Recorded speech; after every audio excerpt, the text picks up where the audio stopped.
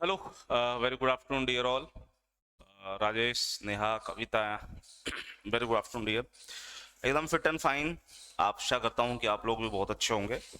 अब आप लोग एक बार के लिए तो सोच रहे होंगे कि सर दोपहर का टाइम तो सोने का होता है, और दोपहर में जो लीसो वाले हैं पीछे पड़ जाते हैं कि बोला क्लास लो। भाई क्या करें, आपका सोने का समय है तो मेरा भी सोने का ही समय है, लेकिन मजबूरियां इसी को कहते हैं। कल जो हम लोग टॉपिक कर रहे थे उसको एक बार मैं रिवाइज कराता हूँ। इकोसिस्टम के टाइप्स जो है वो टॉपिक चल रहा है। टेरेस्ट्रियल इकोसिस्टम में तीन टाइप के इकोसिस्टम हमें पढ़ने हैं: forest, grassland, desert and aquatic. Terrestrial के अंदर जब फॉरेस्ट फॉरेस्ट में गए तो हमने तीन टाइप के रेन फॉरेस्ट को हम लोगों ने पढ़ा, या मतलब जाना कि एक एवरग्रीन होता है, एक डेसिडियस होता है और एक शंकुधारी होता है, कॉनिफेरस होता है। तो सबसे पहले जब हम फॉरेस्ट में गए तो ट्रॉपिकल एवरग्रीन फॉरेस्ट ये आपको कहाँ मिलेंगे? सर, जहाँ ज्यादा टेम्परेचर होगा, ज्यादा रेनफॉल होगी, ह्यूमिडिटी ज्यादा होगी, उस इलाके के अंदर ही रेनफॉल, ऐसे फॉरेस्ट जो हैं एवरग्रीन वाले वो मिलने वाले हैं। इसके लिए मुझे जाना पड़ेगा इक्वेटर के आसपास जो आने वाले जो कंट्री हैं उनके ऊपर। नमस्कार डियर सुनीता जी। चलो, ये तो बहुत अच्छी बात है राजेश, इससे अच्छी चीज और क्या हो सकती है। तो जो इक्वेटर के नजदीक जो क्षेत्र हैं वहां पर आपको जो ये फॉरेस्ट मिलेगा उसी को हम लोग ट्रॉपिकल ट्रॉपिकल आप समझिए उष्णकटिबंधीय। तो Amazon rain forest, Congo basins, हमारे वेस्टर्न घाट में, अंडमान निकोबार में, नॉर्थ ईस्ट में क्यों पाया जाता है वो हम लोगों ने कल बात की। फिर पूरा का पूरा ये जो north east south east Asia जो है जिसमें इंडोनेशिया, मलेशिया वाले देश आते हैं, और नॉर्थ ईस्ट के पीछे का क्या रीजन है उसको मैंने आप लोगों को कल बताया था। उसके बाद इस रीजन में जब हम आएंगे तो सर जलवायु कैसा मिलने वाला है? सीधी सी बात है, जब ज्यादा बारिश हो रही है तो कोई ना कोई वजह से हो रही है, वो वजह हम लोगों ने पढ़ी। तो वो कन्वेक्शनल रेनफॉल थी। कन्वेक्शनल रेनफॉल कैसे होती है वो हमने समझा। ज्यादा बारिश है तो डेफिनेटली हर डेली यहाँ बारिश है, डेली बारिश है तो विंटर जो है वो अब्सेंस है। दूसरा, ज्यादा बारिश होती है तो सर यहाँ पर क्या होता है, मिट्टी के अंदर जो मिनरल्स होते हैं वो मिट्टी के नीचे दब जाते हैं। इस प्रक्रिया को कहते हैं लीचिंग या फिर निक्षालन प्रक्रिया। तो जब मिनरल्स नीचे चले जाएंगे तो मिट्टी में जब मिनरल्स बचेंगे ही नहीं तो वो क्या उगाएंगे? कुछ भी नहीं। तो इसलिए वो जो सॉइल होती है वो पूर सॉइल होती है। वो पूर सॉइल का मतलब ये नहीं कि उसके पास पैसा नहीं होता, पूर सॉइल का मतलब होता है उसमें मिनरल नहीं होता। ऐसे सॉइल्स को हम लोग लेटराइटिक सॉइल्स बोलते हैं। इंडिया में भी बकायदा जहाँ हैवी रेनफॉल हो रहा है जो तीन हिस्से हमने देखे थे, वहां पे जो मिट्टी मिलेगी वो लेटराइटिक मिट्टी ही मिलेगी। वनस्पति, यहाँ कैसे पेड़ पौधे आप लोगों को मिलते हैं? सबसे पहले यहाँ पे कुछ पॉइंट हम लोगों ने पढ़ा था। नेहा, टेरेस्ट्रियल इकोसिस्टम बायोमास वाला डाउट है सर? बायोमास वाला डाउट है तो ठीक है नेहा, इस पे हम बात करते हैं। Good afternoon sir, Ravi Verma. High diversity region है, most diverse ecosystem of the world है। कार्बन स्क्वेस्ट्रेशन मुझे दिखेगा कहाँ पर? फॉरेस्ट में भी और ओशियंस में भी। तो फॉरेस्ट और ओशियंस के अंदर सबसे ज्यादा कार्बन सेक्वेस्ट्रेशन जो दिख रहा है यहाँ पर दिख रहा है। हालांकि कार्बन सिंक के जो बड़े चैम्बर हैं वो ये भी हैं। और कार्बन सिक्वेस्ट्रेशन हो रहा है, पानी के अंदर कार्बन डाइऑक्साइड घुल रही है, पानी जो है अम्लीय है यानी एसिडिक हो रहा है। पानी जब एसिडिक होगा तो उसमें जो हड्डियों वाले जो जीव होंगे उनका रहना मुश्किल होगा। ठीक है। फोर्थ पॉइंट में हमने देखा कि यहाँ पर एक एक ही पेड़ नहीं मिलेंगे, बकायदा अलग अलग हाइट में आपको अलग अलग लेयर मिलेंगी। 4-5 लेयर था। उसके बाद इन्हीं पेड़ पौधों पे डिपेंड रहने वाले आपको कुछ एपिफाइट्स में मिलेंगे, जिसमें लियानास, पेपर, ऑर्किड, और इवन ऑर्किड इंडिया में भी, अरुणाचल प्रदेश में भी मिलेगा। अरुणाचल प्रदेश में मिल रहा है इसका मतलब समझ रहे हो, एवरग्रीन फॉरेस्ट है। ओके। देन हम लोग यहाँ गए मेघालय में, आपको डबल डेकर ब्रिज मिलेंगे, जो पेड़ मिलेंगे उनकी रूट जो है साइड में। क्यों? क्योंकि मिट्टी की उपजाऊ नहीं क्षमता है सर। तो ये अपनी जो न्यूट्रिशंस होते हैं, पोषण होते हैं, जड़ें, ये काफी दूर से ले रहे होते हैं, तो इसलिए इनकी जड़ें काफी दूर तक फैली हुई होती है, जिनको हम लोग बटरेस रूट्स बोलते हैं। उसके बाद हमने पेड़ पौधे पढ़े थे। एक बरगद का पेड़ ऑब्वियसली इस रीजन में फेमस होगा। दूसरा, यहाँ पर रूट्स ब्रिज होंगे, काफी फेमस है मेघालय के अंदर। और पूरे वर्ल्ड में हम लोगों ने देखा था जायंट स्क्वोया, कितने ऊंचे हैं उसकी मैंने कल आपको तस्वीर भी दिखाई थी। उसके बाद यहाँ पर जो फूल मिलने वाले हैं दरअसल वो ट्रंक से मिलते हैं, ना कि ब्रांचेस से। बाकी हर जगह पे ब्रांचेस से मिलेंगे, बाकी यहाँ ट्रंक से मिलेंगे। फ्लावर्स में मैंने कल आपको बताया कि एवरग्रीन और डिजर्ट्स के अंदर जो फ्लावर होंगे वो डिजर्ट्स वाले फ्लावर काफी ज्यादा सुंदर होंगे। क्यों? क्योंकि सर उनको क्या करना है, इंसेक्ट्स को अट्रैक्ट करना है। इंसेक्ट्स को अट्रैक्ट कैसे करेंगे? एक तो डिजर्ट की कंडीशंस, ऊपर से ना खूबसूरती वहां होगी नहीं तो इंसेक्ट भागेंगे। इसलिए रात को फूल खिलते हैं, काफी सुंदर होते हैं। जिनमें भी कांटे आ जाएंगे वो फूल ऑटोमेटिकली सुंदर होने ही वाले हैं। गुलाब के फूल बहुत अच्छे होते हैं। क्यों? उसका रीजन कल मैंने आपको बताया था। रात को ये खिलते हैं, क्यों? क्योंकि दिन में ज्यादा गर्मी होने की वजह से सारे के सारे कीट जो हैं वो जमीन के अंदर धसे हुए होते हैं। तो इससे क्या होता है कि रात को जब ये टेम्परेचर डाउन होता है, इंसेक्ट्स बाहर आते हैं, प्लांट्स जब फूल खिलाते हैं तो पॉलिनेशन होता है। अब कुछ लोगों को ये दिमाग में होता है कि sir what is the pollination? बेटा, जिस तरीके से हमें खाना चाहिए उसी तरीके से इनको स्वस्थ रहने के लिए पॉलिनेशन चाहिए होता है। हमें स्वस्थ रहने के लिए खाना चाहिए होता है, तो इनको स्वस्थ रहने के लिए पॉलिनेशन की जरूरत होती है। यानी जिसे हम लोगों ने बचपन में सुना है भंवरा। भंवरा क्या करता है? पेड़ से पराग लेता है, वो निकालता है, चूसता है उसे दूसरे पे, दूसरे से तीसरे पे, तीसरे से चौथे पे। एनर्जी की ट्रांसफॉर्मेशन होती है। और इससे एक फायदा और होता है, जो भंवरा है, जो बेसिकली मधुमक्खी है, बी है, वो जब पॉलिनेशन करते हैं तो उस पॉलिनेशन से वो बनाती हैं पराग, और वही पराग जो है वो अपने छत्ते में इकट्ठा करती है, और वही हमें हनी बी यानी शहद के रूप में मिलता है। इस आप हमेशा देखना, जहां पर भी मधुमक्खी का खेती हो रही, मधुमक्खी की खेती हो रही, मधुमक्खी पालन हो रहा है जहां पे, जिसे आप लोग क्या कहते हैं, viticulture? No sir, it's apiculture. Apiculture जहां हनी बी होता है, हनी बी यानी मधुमक्खी का पालन होता है। आप देखना जहां मधुमक्खी का पालन होगा उसके आसपास जो है फूल वाले, पत्तियों वाले जो वेजिटेशन है वो आपको मिलेंगे ही मिलेंगे। अगर आसपास डिजर्ट है, अगर आसपास सिर्फ और सिर्फ रेगिस्तान या मरुस्थलीय क्षेत्र है, वहां पर आप लोग एपीकल्चर नहीं कर पाओगे। एपीकल्चर होगा ही वहीं पे जहां पर फूल होंगे। क्यों? क्योंकि सर ये मधुमक्खी निकलेंगे, पॉलिनेशंस करेंगे, पॉलिनेशंस करके वो पराग लेकर के आएंगे और वो शहद के रूप में उसे इकट्ठा करेंगे। अंडरस्टूड? ये छोटी मोटी चीजें आसपास देखोगे। एनवायरमेंट बेसिकली है ना, पढ़ने से ज्यादा सीख मतलब समझने वाली चीज है। आसपास देखोगे बहुत चीजें तो एनवायरनमेंट में वैसे ही क्लियर हो जाती हैं। उसके बाद हम लोगों ने यहाँ पर एलिमेंट्स पढ़े, सॉरी प्लांट्स और एनिमल्स दोनों चीजों के बारे में जाना था। खासकर प्लांट्स पे जब हम आएंगे तो ये कुछ प्लांट्स हैं, और आखिरी में हमने देखा था शिनकोना जो कि क्विनाइन एंटीमिनरल एक्टिविटीज देता है। अब आते हैं नेहा के टॉपिक पे।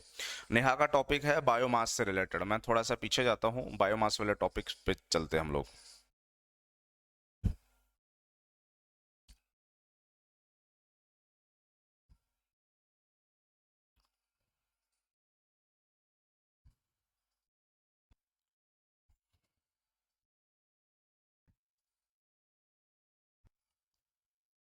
नहीं, इसमें तो नहीं है डियर जी।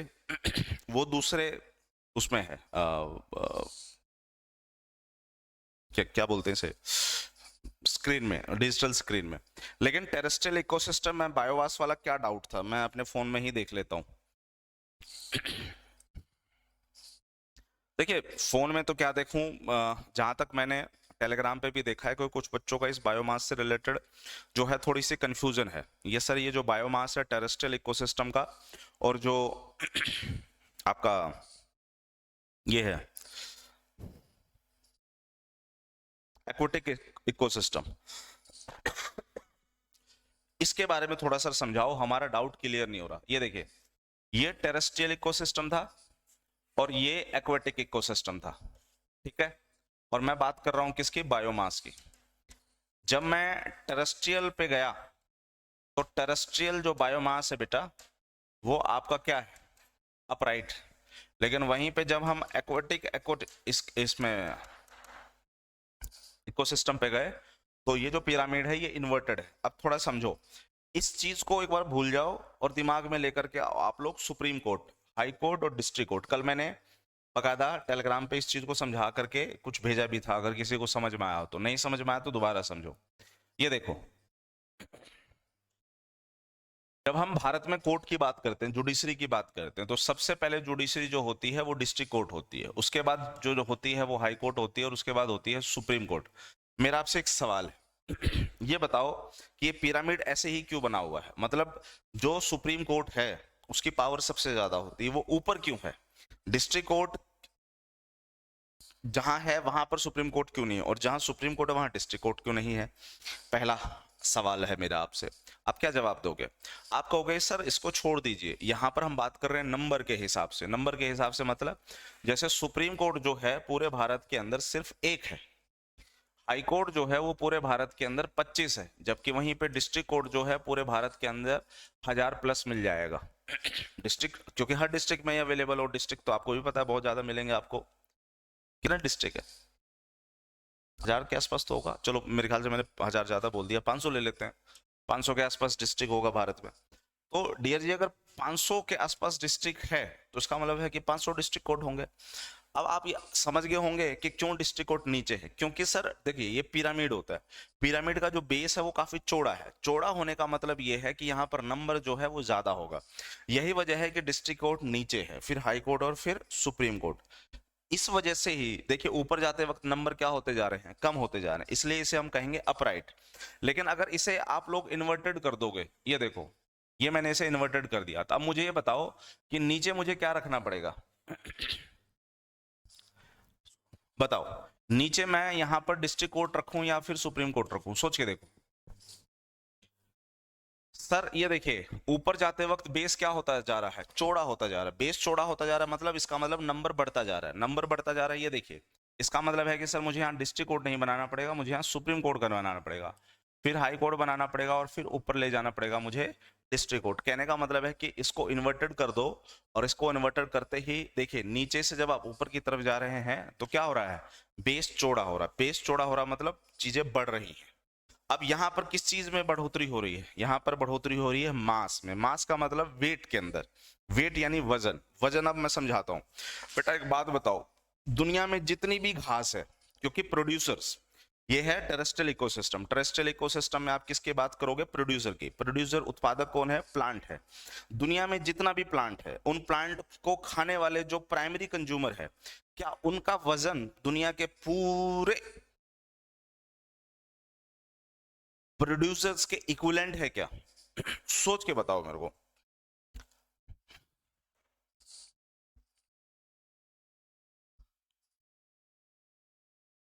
डियर सुनीता, ये बायोमास बच्चे परसों हुआ है, day before yesterday. Dear Sunita ढंग से देखो, ये बायोमास वाला टॉपिक जो है, जो टॉपिक का नाम है energy flow in the ecosystem, अब वो देखना, उसमें हमने ये टॉपिक करवाया हुआ है। सोच के देखो, पूरी दुनिया के अंदर जो प्रोड्यूसर्स है, उसको खाने वाले जो लोग हैं, जैसे कि घास है, घास को खाने वाले जो ग्रास ऊपर हैं, पूरी दुनिया में जितने भी ग्रास ऊपर है, क्या उनका वजन पूरी दुनिया में जितना घास अवेलेबल है उसके इक्विवेलेंट है? आंसर मिलेगा नो। तो इसका मतलब जो घास है, घास का वजन ज्यादा है। अब बढ़िए आगे, बायोमास, मास का मतलब वेट की बात है। अब बढ़िए आगे, उसको खाने वाले कौन है? ग्रास ऊपर। ग्रास ऊपर जितने भी पूरी दुनिया में अवेलेबल हैं, ग्रास ऊपर को खाने वाले कौन है? फ्रॉग। क्या दुनिया में जितने भी मेंढक है, क्या ग्रास ऊपर के वेट के मुकाबले हैं? सोच के देखो, आंसर इज नो सर। उनका नंबर कम होता जाता है, उनका फ्रॉग को खाने वालों का नंबर कम होता जाएगा और उनका नंबर कम होता जाएगा। नंबर कम हो रहा है, इसका मतलब साफ है क्या कम होता जा रहा है? नंबर कम होता जा रहा है, इसका मतलब सर उनका वेट कम होता जा रहा है। और आखिरी में बिल्कुल ऊपर आपको क्या मिलेगा? शेर मिलेगा। पूरी दुनिया में कितने टाइगर हैं? पूरी दुनिया में कितने शेर हैं? नंबर को हम गिनती में गिनती कर सकते हैं, बोलो हाँ या ना। बकायदा इंडिया में तो कोई चीता है ही नहीं जो टॉप लेवल पे। आप सोच के देखो, जो घास था, घास को खाने वाला ग्रास ऊपर था, ग्रास ऊपर को खाने वाला आपका फ्रॉग था, फ्रॉग को खाने वाला आपका स्नैक था, स्नैक को खाने वाला जो आपका हॉक था। अगर आप हॉक की बात करोगे तो कितने हॉक हैं? बाज बताइए पूरी दुनिया में कितने हैं? अगर घास है, घास को खाने वाला, घास को खाने के लिए अगर कोई जानवर है, कैटल है, कैटल को खाने के लिए वुल्फ है, वुल्फ को खाने के लिए सर लेपर्ड, और लेपर्ड को खाने के लिए टाइगर है। आप बताइए भारत में कितना टाइगर है? गिनती में गिनोगे तो 2000 से नीचे मिलेंगे आपको। अब सोच के देखिए कि जो पूरी दुनिया में, अच्छा टाइगर के नीचे क्या है? टाइगर के नीचे सर लेपर्ड है। अब पूरी दुनिया में जितने लेपर्ड मिलेंगे, अब लेपर्ड को हम संरक्षित तो नहीं कर रहे, लेपर्ड को तो हम नहीं बचा रहे, और अगर हम लेपर्ड को नहीं बचा रहे, इसका मतलब लेपर्ड अभी एक्सटिंक्शन में नहीं आया। लेपर्ड ये नहीं कि वो खत्म होने के कगार पे आ गया। इसलिए लेपर्ड का कोई कहानी जो है हम लोग यहाँ नहीं पढ़ रहे हैं, यहाँ हम पढ़ते हैं कहानी प्रोजेक्ट टाइगर की। टाइगर क्यों?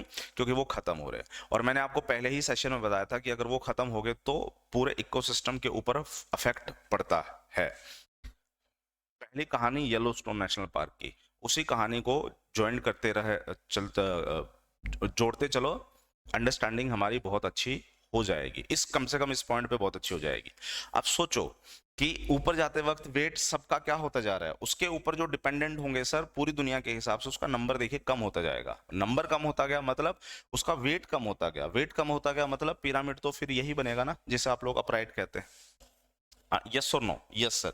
अब समझ के देखिए, अब आ जाइए कहाँ, एक्वाटिक इकोसिस्टम पे। एक्वाटिक इकोसिस्टम में जो प्राइमरी आपका प्रोड्यूसर था वो क्या होता था सर, वो माइक्रो ऑर्गेनिज्म होते हैं। माइक्रो ऑर्गेनिज्म जिसे आप लोग फाइटोप्लैंक्टन्स कहते थे। फाइटोप्लैंक्टन्स सर ये इतने छोटे होते हैं, इतने छोटे होते हैं कि इनका वेट ना के बराबर होता है। अंडरस्टूड? इनका वेट ना के बराबर होता है, मतलब एक छोटे से कैप्सूल के अंदर मिलियन बिलियन फाइटोप्लैंक्टन्स आ सकते हैं। और ये जो फाइटोप्लैंक्टन्स होते हैं क्या होते हैं, क्या ये एक बार खत्म हो जाते हैं तो पूरी तरह खत्म हो जाते हैं? नो सर, ये बार बार बनते हैं, इनमें चेन रिएक्शन बनी रहती है। अगर ये नहीं आएंगे तो फिर बेटा सीधी सी बात है, जो समुद्र का जो इकोसिस्टम डेवलप होता है वो नहीं हो पाएगा। अंडरस्टूड सी बात है। तो फाइटोप्लैंक्टन्स बार बार पैदा होंगे, उनका नंबर जो होता है सर कई गुना होता है, लेकिन वेट अगर निकालो, देखिए बिलियन मिलियन है लेकिन फिर भी कैप्सूल के अंदर उसका वजन है ही नहीं। तो वजन है नहीं तो उसका मतलब क्या होगा, ये तो छोटा ही होगा ना। उसके ऊपर जो डिपेंडेंट जीव है जिसे आप लोग जू प्लैंक्टन्स कहते थे, उनका वजन इसके मुकाबले ज्यादा होगा। जू प्लैंक्टन्स के ऊपर जो क्रिटेशियंस होते थे, क्रिटेशियंस मतलब जिनका ऊपर वाला जो सेल्स है वो काफी मतलब जैसे केकड़े वगैरह को आपने देखा होगा, ऊपर सेल्स होते हैं उनके, जैसे कछुए का ऊपर सेल होता है ना, हार्ड सेल कैल्शियम कार्बोनेट वगैरह का बने होता है, तो वैसे सेल्स होते हैं उनके। तो सेल होने की वजह से उनको हम कहते हैं क्रिटेशियंस। क्रिटेशियंस का वजन जो होता है जो प्लैंक्टन्स के मुकाबले ज्यादा होता है, उसके ऊपर उसका ज्यादा होता है, और आखिरी में जो व्हेल होता है उसमें सबसे ज्यादा होता है। तो समझ रहे हैं, वेट ज्यादा हो रहा है, वेट ज्यादा हो रहा है मतलब बायोमास ज्यादा हो रहा है, बायोमास ज्यादा हो रहा है तो ऊपर जाते वक्त क्या होगा, वो चौड़ा होता जाएगा। यहां तक की कहानी क्लियर हुई कि नहीं हुई? इसमें कीस्टोन स्पीशीज को रख सकते हैं क्या? Keystone species is different dear Sunita. Keystone species का मैंने आपका फंक्शन बताया था। इकोसिस्टम पे जाने के लिए आपको फूड चेन समझना पड़ेगा। अगर इकोसिस्टम को प्रॉपर समझना, फूड चेन समझना होगा। फूड चेन समझना होगा तो हमें नीचे से ऊपर सेम पे जाना होगा। कीस्टोन तो क्या होता है, वो सबसे ऊपर होते हैं जिसे आप लोग टॉप लेवल के प्रेडेटर्स कहते हैं। इंडिविजुअल का तो वेट बढ़ रहा है ना सर, जैसे फ्रॉग का वेट कैटरपिलर से ज्यादा है। इंडिविजुअली मत जाना है, यहाँ पर इंडिविजुअल की बात नहीं हो रही, हम पूरे इकोसिस्टम की बात कर रहे हैं बेटा। इस हिसाब से तो है ना, अगर आप देखोगे तो इंडिविजुअली एक घास का वजन तो फिर कुछ नहीं, तो फिर कहने का मतलब उस हिसाब से तो ये दोनों इन्वर्टेड होंगे। आपको उनके ऊपर डिपेंड रहने वाले टोटल जीव देखने हैं ना।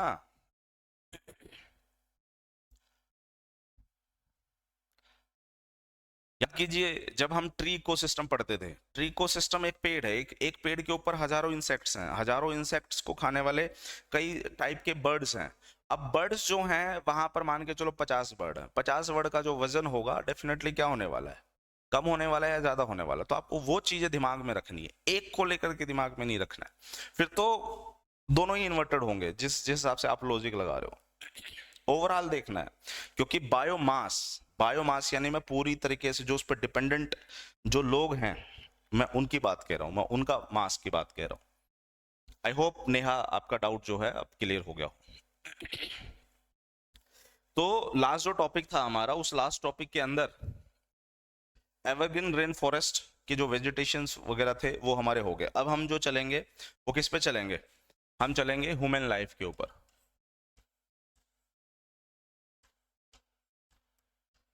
ह्यूमन लाइफ कहाँ, मतलब इंसान, यहाँ पर कहाँ पे, ट्रॉपिकल एवरग्रीन फॉरेस्ट में।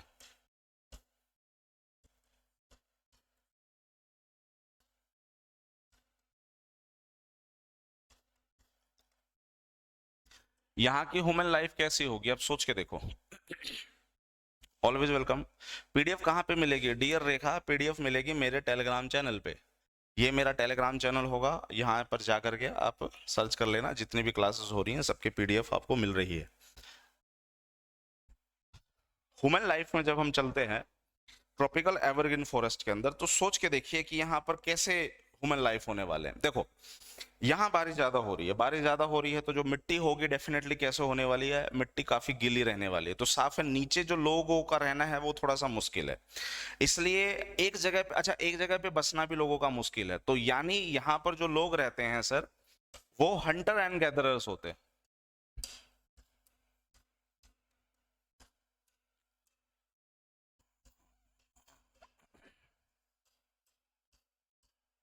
हंटर्स एंड गैदरर का क्या मतलब होता है सर? शिकारी लोग होते हैं, शिकार करते हैं, पकाते हैं, खाना खाते हैं, फिर शिकार करते हैं। मतलब बिना शिकार किए हुए उनका जीवन चलेगा नहीं। तो हंटर एंड गैदरर्स का मतलब ये होता है। देखो रेन फॉरेस्ट है, दुनिया का सबसे बड़ा इकोसिस्टम डेवलप होता है, मतलब most diverse ecosystem of the world है। मोस्ट डाइवर्स है तो साफ है जीव भी बहुत होंगे सर। यहाँ पे जीव बहुत होंगे तो सर जो यहाँ पे लोग होंगे, सबसे पहले तो मैंने आपको बताया था कि यहाँ लोगों की पॉपुलेशन बहुत कम होगी। क्यों? क्योंकि 80% से ज्यादा ह्यूमिडिटी। क्यों सर 80% ह्यूमिडिटी क्यों? क्योंकि बेटा यहाँ डेली बारिश होती है, तो 80% से ज्यादा ह्यूमिडिटी वाले रीजन्स के अंदर इंसानों का रहना मुश्किल होता है, इसलिए पॉपुलेशन बहुत कम है। जो भी पॉपुलेशन है वो आदिवासी लोग हैं। आदिवासी लोग जो यूज टू हो चुके हैं उस क्लाइमेट के अंदर रहने लायक। यहाँ पे जो लोग होंगे वो प्रॉपर अपना एक जगह घर बना करके, उनका कोई एड्रेस नहीं होगा जिसमें आप एक चिट्ठी भेजेंगे उनको चिट्ठी मिलेगी। क्यों? क्योंकि वो हंटर गैदरर्स होते हैं, एक जगह से दूसरी, दूसरी से तीसरी जगह, उनका जीवन ऐसे ही चलता रहा है। अगर कोई फिक्स जगह है तो वो परमानेंट नहीं है। तो ऐसे ही और मान के चलो परमानेंट भी है, तब जब तक डिस्ट्रॉय नहीं हो जाता तब तक वहां रहेंगे और जंगल में जाएंगे, जानवर को मारेंगे, आएंगे। हंटर एंड गैदर, जंगल में जाते हैं, शिकार करते हैं, इकट्ठा करते हैं, और सर कलेक्टिवली मतलब पूरा समुदाय जो है इकट्ठा मिल करके खाता है।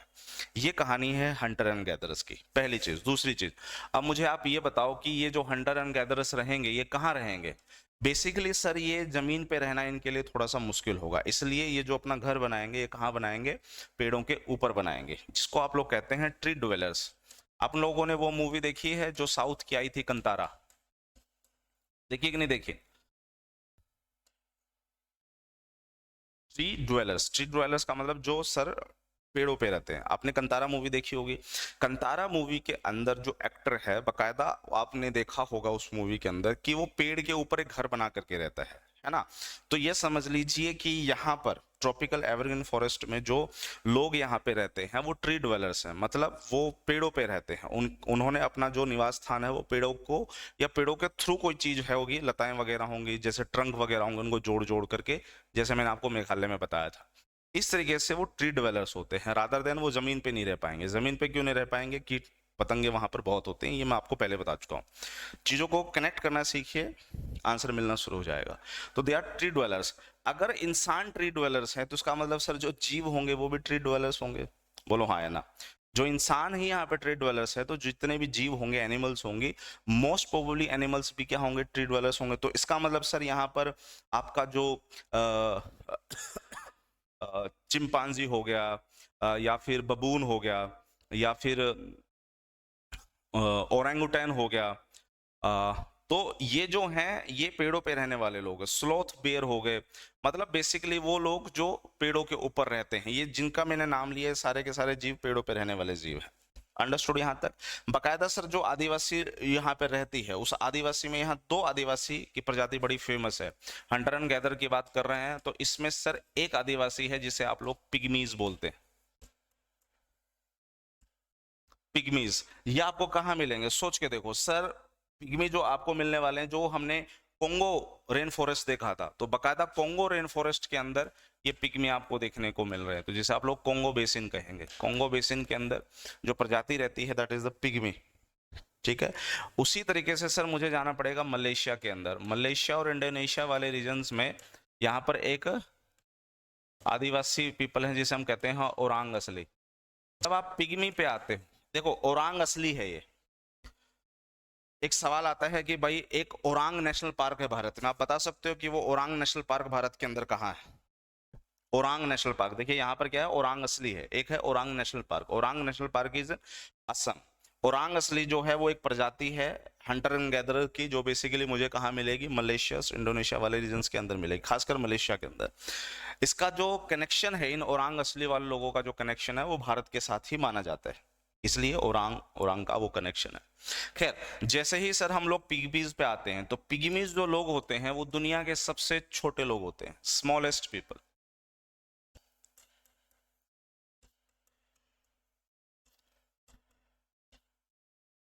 बौने लोग जिसे आप लोग कहते हैं, ये दुनिया के सबसे छोटे लोग होते हैं। मतलब अगर आप है ना यहाँ पर जाओगे, जो पिग्मी लोग होते हैं, पिग्मी बहुत मतलब एक एवरेज जो हाइट होती है, उस एवरेज हाइट से आप इनका लगा लो, इनकी एवरेज हाइट मेरे ख्याल से 4 फीट के आसपास होती होगी, 4 साढ़े 4 फीट के आसपास। ये दुनिया के सबसे छोटे लोग हैं, मतलब इनकी हाइट जो होती है, मतलब दे आर दी स्मॉलेस्ट, या फिर ये कह लीजिए स्मॉलेस्ट तो नहीं है, shortest, they are the shortest people on अर्थ।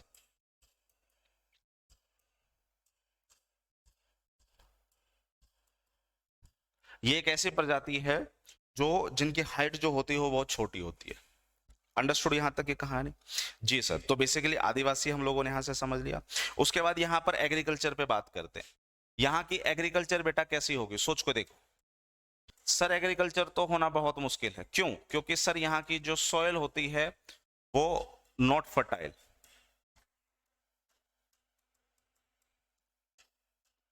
यहाँ पर मिट्टी जो होगी वो फर्टाइल होगी ही नहीं होगी। क्यों नहीं होगी? क्योंकि बारिश ज्यादा होती है। बारिश ज्यादा हो रही है तो सर डेफिनेटली यहाँ पर जो मिट्टी मिलने वाली है वो लेटराइटिक काइंड ऑफ मिट्टी मिलने वाली होती है। तो ये लेटराइटिक मिट्टी कहाँ मिलने वाली है? सर ये लेटराइटिक मिट्टी उस रीजन में मिलती है जहां पर हैवी रेनफॉल होता है, जहां ज्यादा बारिश होती है। हैवी रेनफॉल होने से क्या होता है? हैवी रेनफॉल होने से सर लीचिंग प्रक्रिया होती है। लीचिंग प्रक्रिया क्या होती है? लीचिंग प्रक्रिया में सर मिनरल्स जो होती हैं उनकी जो मूवमेंट होती है वो डाउनवर्ड हो जाती है। यस और नो? Yes sir. तो लीचिंग प्रोसेस होता है। लीचिंग प्रोसेस से क्या होता है कि मिट्टी न्यूट्रिशंस नहीं रखती। यही वजह है कि कल हम लोगों ने देखा कि जो पेड़ होते हैं वो बटरस रूट्स में होती है, उनके रूट्स काफी फैले हुए होते हैं। अंडरस्टूड? एक बात बताओ मुझे, जैसे बेटा यहाँ पर है ना, ये आपका एक फॉरेस्ट है, मतलब सॉरी ये एवरग्रीन रेन फॉरेस्ट है। जैसे कि अमेजन की बात करते हैं, मैं चाहता हूं कि इस पेड़ को काट दूं। ये देखो, इस पेड़ को मैंने दिया काट। अब इस पेड़ के जगह पे मैंने एक बीज उगा दिया, या ये कह लीजिए इस पेड़ की जगह पे दूसरा पेड़ उगा रहा हूं। तो ये बताओ उस पेड़ के उगने के चांसेस कितने हैं? सोच के बताना। एक पेड़ काटा, उस पेड़ की जगह मैं दूसरा पेड़ उगा रहा हूं, उस पेड़ के उगने के चांसेस कितने परसेंट है? मतलब आप ये बताओ मैक्सिमम है या मिनिमम है? बस इतना बता दो।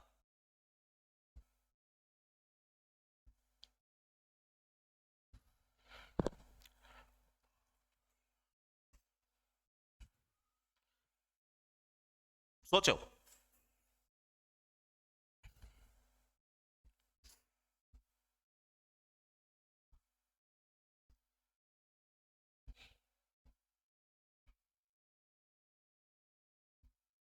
एग्जैक्टली राजेश, ये सर मिनिमम होगा। क्यों?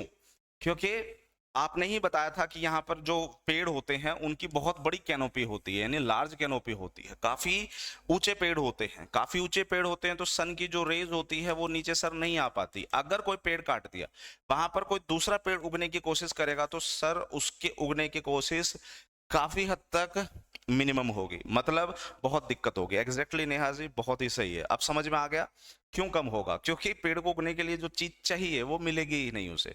यही वजह है कि जो अमेजन रेन फॉरेस्ट है, जब उसको काटा जा रहा है तो प्रॉब्लम यही क्रिएट हो रही है कि आपने पेड़ तो काट दिए, लेकिन कल को अगर हम उस रीजन में पेड़ उगाने की कोशिश करेंगे या पेड़ उगने की कोशिश करेंगे तो वो उगना उनके लिए मुश्किल होगा।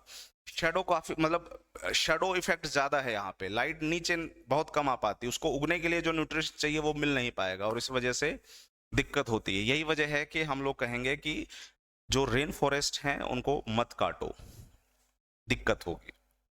है ना? समझ में आ गई कहानी?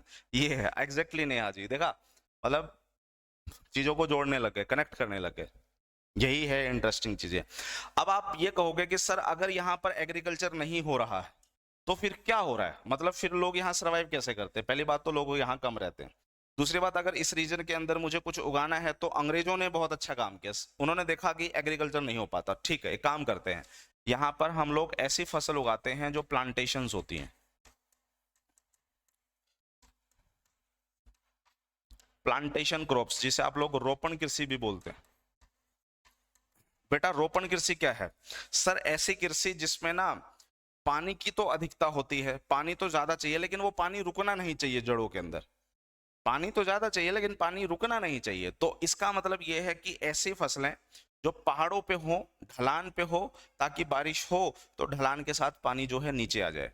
तो these crops are plantation crop. तो सोच के देखो प्लांटेशन क्रॉप्स में कौन सा होता है, या फिर ऐसे पेड़ जिनको बहुत ज्यादा पानी की जरूरत होती है। तो सर एक तो हम पढ़ते हैं कि केरल के अंदर है ना रबड़ भारत में बहुत ज्यादा होता है, मलेशिया इंडोनेशिया में रबड़ जो है वो बहुत ज्यादा होता है। तो साफ है सर, यहाँ पर जो ऐसी फसलें होंगे उसमें रबड़ जो क्रॉप्स होगा वो डेफिनेटली मिलने ही वाला है।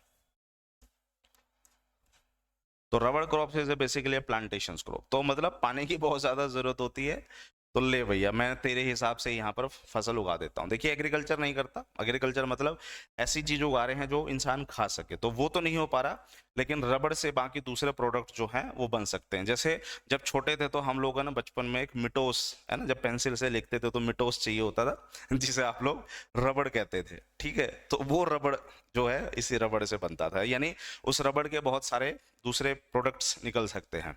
तो आप सोच के देखो, रबड़ आ गया, रबड़ के बाद और क्या आने वाला है सर? रबड़ के बाद कॉफी, कोको आने वाला है, कोको के बाद है ना आपकी वेनिला आने वाली है, वेनिला के बाद आपकी ना शिनकोना आने वाली है। कल हम लोगों ने जो पढ़ा शिनकोना, ये देखिए शिनकोना, तो शिनकोना आने वाला है। तो यहाँ पर आप लोग लिख सकते हैं रबड़ हो गया, रबड़ के बाद सर कोको हो गया, कोको के बाद जो है वनीला हो गया।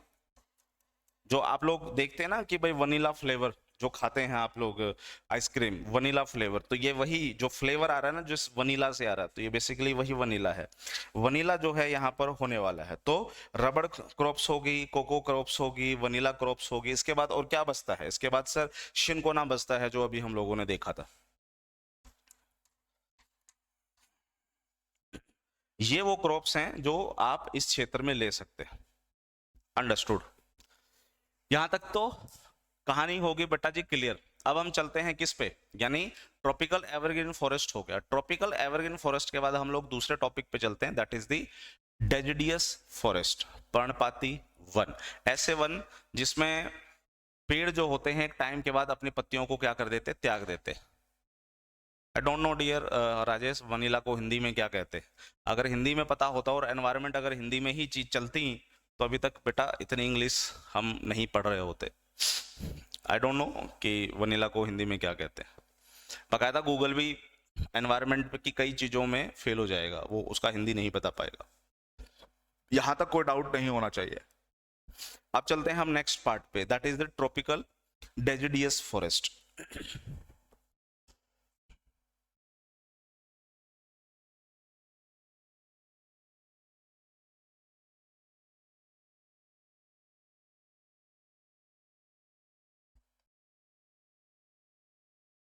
जिसके पर्णपाती वन।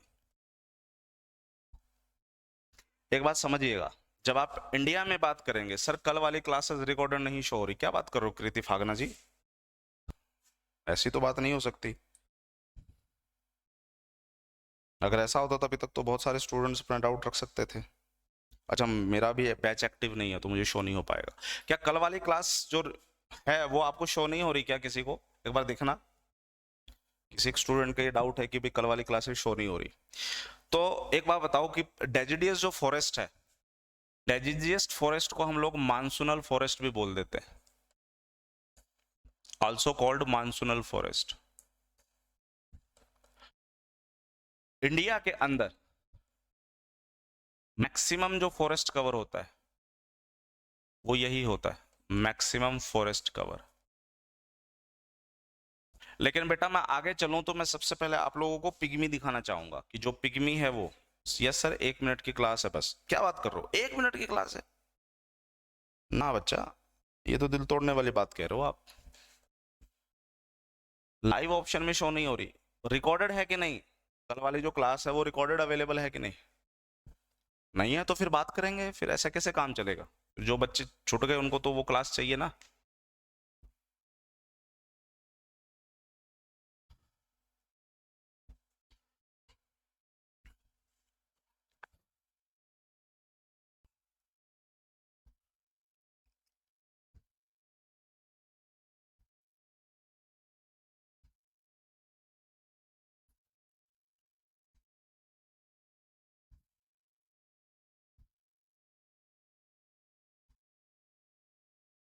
आपको तस्वीरों में दिख रहा होगा कि पिग्मीज बेसिकली अच्छी खासी हाइट है इनकी, बट मैं आपको बताता हूँ, ये देखिए ये नॉर्मल हाइट है, लगभग 5'8" 5'9" के आसपास की इनकी हाइट रही होगी। आप देखिए पिग्मीज लोगों को, बाकायदा पिग्मीज की जो हाइट होती है वो बहुत कम होती है। They are the shortest people on the entire earth, shortest people on the entire earth. Understood? Okay. इसके बाद ओरांगसली,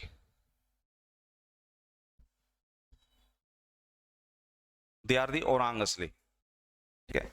इनको शॉर्टेस्ट में नहीं लेकर के आओगे, but they are the tribals people, so definitely इनके अपने ट्रेडिशंस होंगे, ठीक है।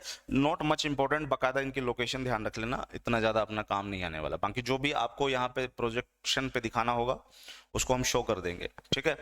लाइव ऑप्शन में शो नहीं हो रही है sir, it's not in recorded class list. नहीं है तो मुझे 1 मिनट दो, 1 मिनट दो मुझे।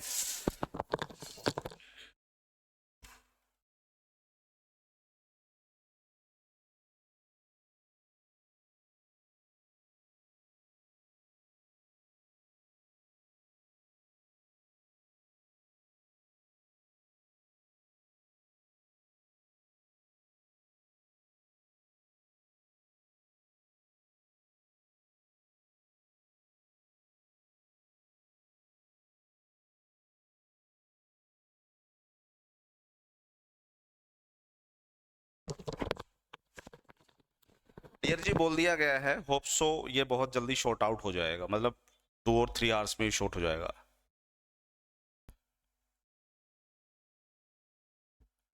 अच्छा, लाइव में वो शो हो रहा but not in recorded class, वो मैनेजमेंट अपने लेवल पे देख लेगा नेहा, कोई दिक्कत नहीं है, ठीक है। ट्रॉपिकल डेजिडियस फॉरेस्ट की बात हो रही है। ट्रॉपिकल डेजिडियस फॉरेस्ट में जब हम जाएंगे तो यहाँ पर 2 तरह के फॉरेस्ट आप लोगों को पढ़ने हैं। पहला फॉरेस्ट जो होता है, 1 मिनट, पहला जो फॉरेस्ट होगा उसे आप कहेंगे ट्रॉपिकल मानसूनल फॉरेस्ट।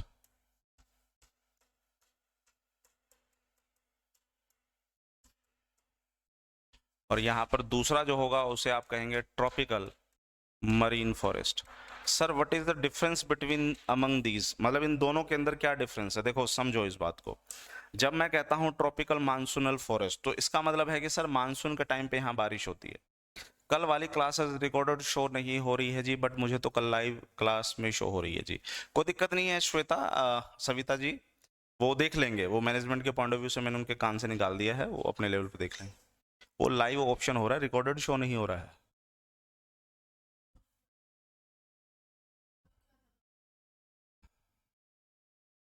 टॉपिक था हमारा टाइप्स ऑफ इकोसिस्टम।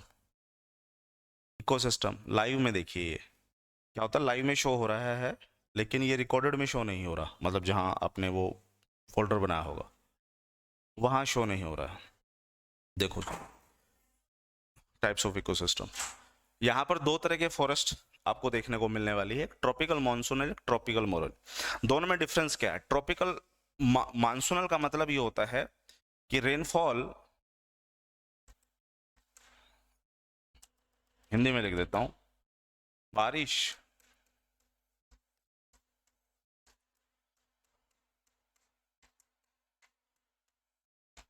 मानसून के समय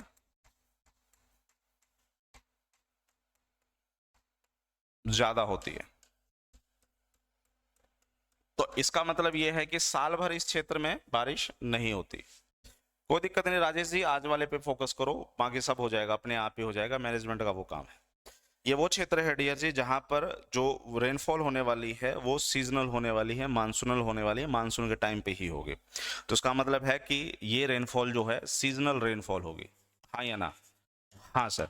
लेकिन ये जो मरीन एक फॉरेस्ट है, यहाँ जो बारिश होगी साल भर होती रहती है।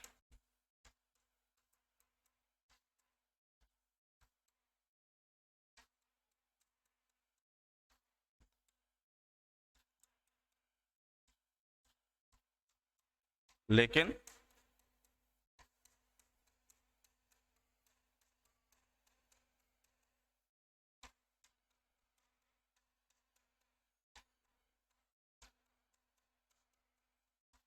गर्मियों में ज्यादा होगी।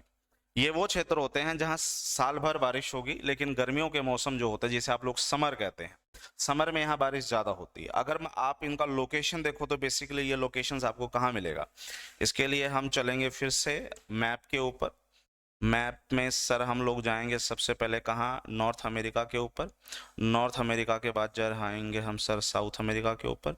इनसे आप एक निकालेंगे और अफ्रीका हो गया,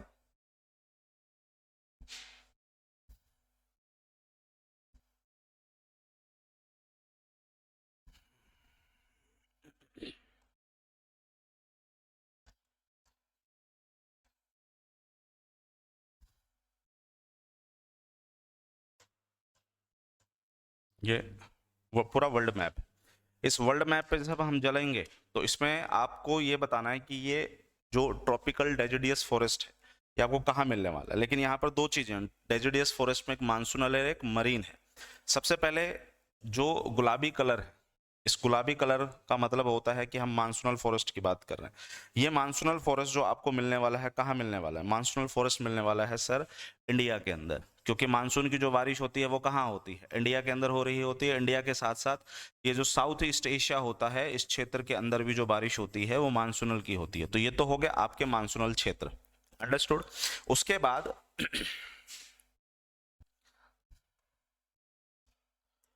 जो ग्रीन कलर होगा, ये ग्रीन कलर का मतलब होता है मरीन, मरीन रेनफॉल, मतलब जहां पर थ्रू आउट रेनफॉल होती है। थ्रू आउट रेनफॉल क्यों होती है सर, वो क्यों होती है वो मैं बताऊंगा। लेकिन एक तो ये जो अफ्रीका का जो पूर्वी हिस्सा है यहाँ पर मरीन फॉरेस्ट मिलेंगे, और जो ब्राजील है, ब्राजील का जो पूर्वी हिस्सा है यहाँ पर आप लोगों को मरीन फॉरेस्ट देखने को मिलेंगे। साथ साथ में जो ऑस्ट्रेलिया है, ऑस्ट्रेलिया का जो उत्तरी हिस्सा है, ये वाला हिस्सा, इस हिस्से में भी जो फॉरेस्ट देखने को मिलेंगे वो मरीन टाइप के होंगे।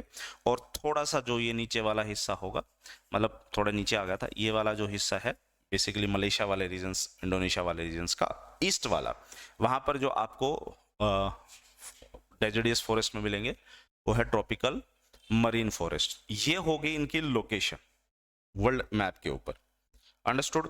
इसके बाद सर जब हम चलेंगे तो बकायदा एक बात बताइए, जो यहाँ पर वेजिटेशंस अवेलेबल होगी, वेजिटेशंस यानी जो पेड़ पौधे आपको लोगों को मिलने वाले,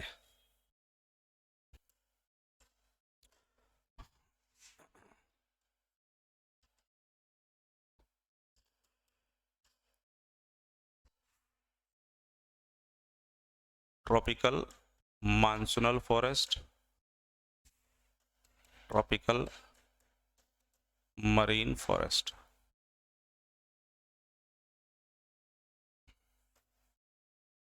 okay. Tropical monsoonal forest sir, यहाँ पर जो पेड़ मिलने वाले यानी जो वेजिटेशंस मिलने वाली है वो कैसे मिलने वाली है सर, यहाँ की जो वेजिटेशंस होगी बकायदा हार्डवुड होगी।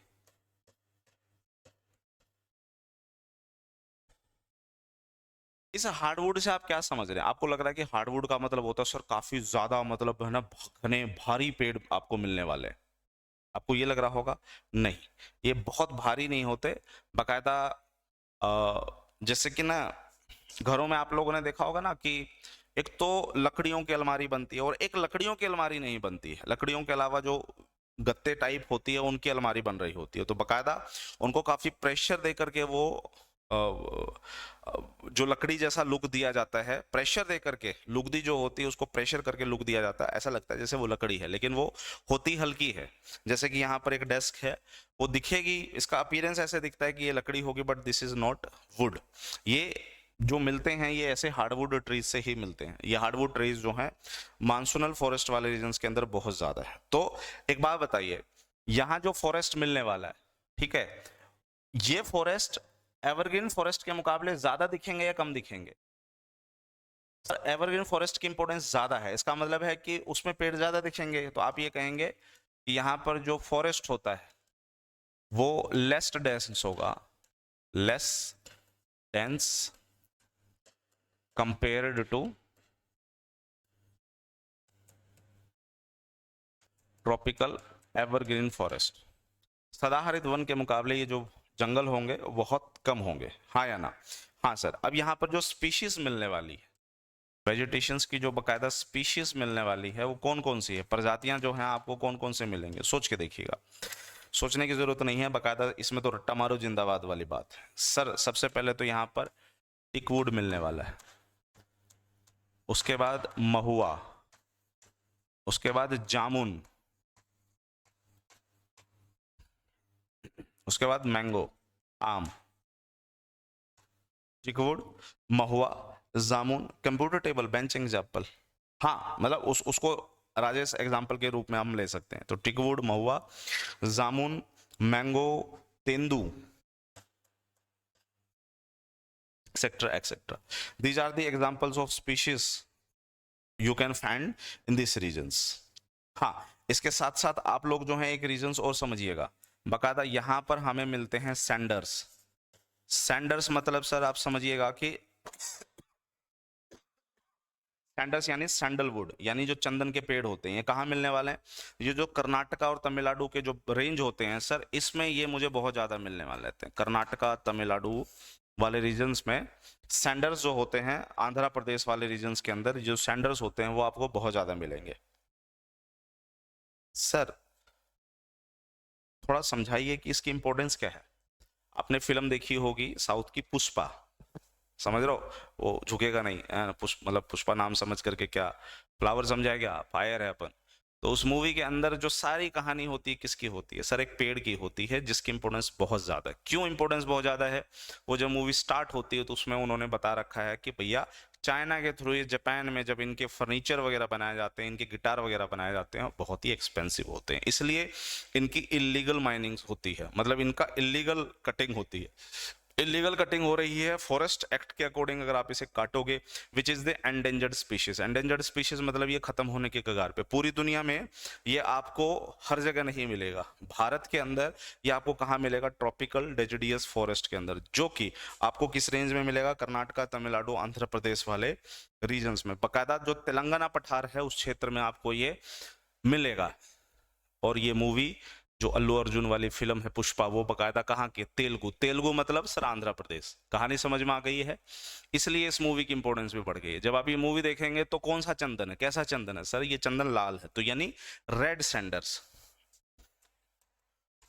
तो रेड सैंडर्स जो होते हैं वो यहाँ पर क्या है, एंडेमिक स्पीसीज हैं सर। रेड सैंडर्स कह लो बेटा, या फिर रेड सैंडलवुड कह लो, लाल चंदन कह लो,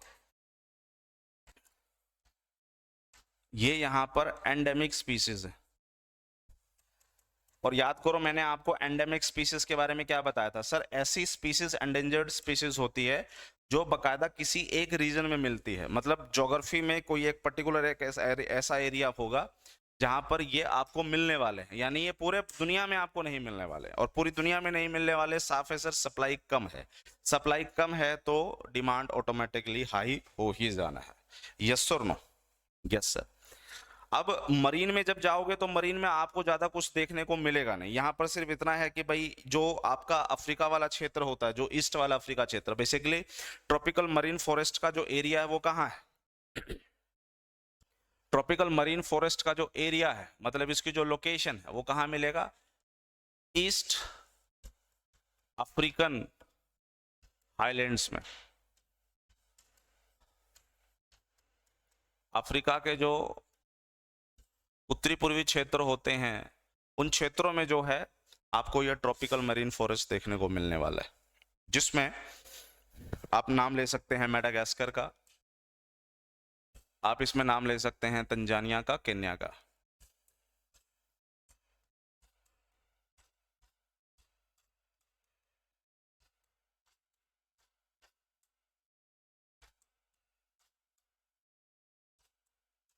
सोमालिया वगैरह वगैरह। तो इन रीजन्स के अंदर जो है आपकी इनकी लोकेशन मिलेगी। बारिश यहाँ पर हमेशा होती रहती है, वो यहाँ पर क्लियर होगी। इकोनॉमिकल एक्टिविटी क्या होती है, मतलब आर्थिक रूप से ये क्षेत्र क्यों फेमस होता है सर, आर्थिक रूप से क्षेत्र इसलिए फेमस होता है क्योंकि पूरी दुनिया को ये क्या प्रोवाइड करता है,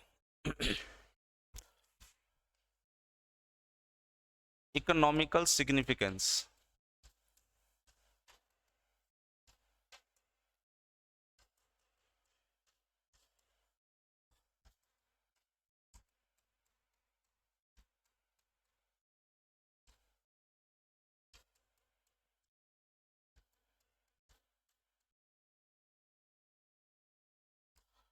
आर्थिक दृष्टि से बेटा इसका क्या महत्व है? सर सबसे पहले आर्थिक दृष्टि से इसका महत्व यही है कि ये पूरी दुनिया को टिम्बर देता है। पूरी दुनिया को टिम्बर देता है इसका मतलब पेड़, पूरी दुनिया को पेड़ देता है। यानी दुनिया में जो फर्नीचर बन रहे हैं पूरी दुनिया के अंदर, फर्नीचर के लिए जो पेड़ हैं वो आपको इसी जंगल से मिलते हैं, डेजर्टियस से ही।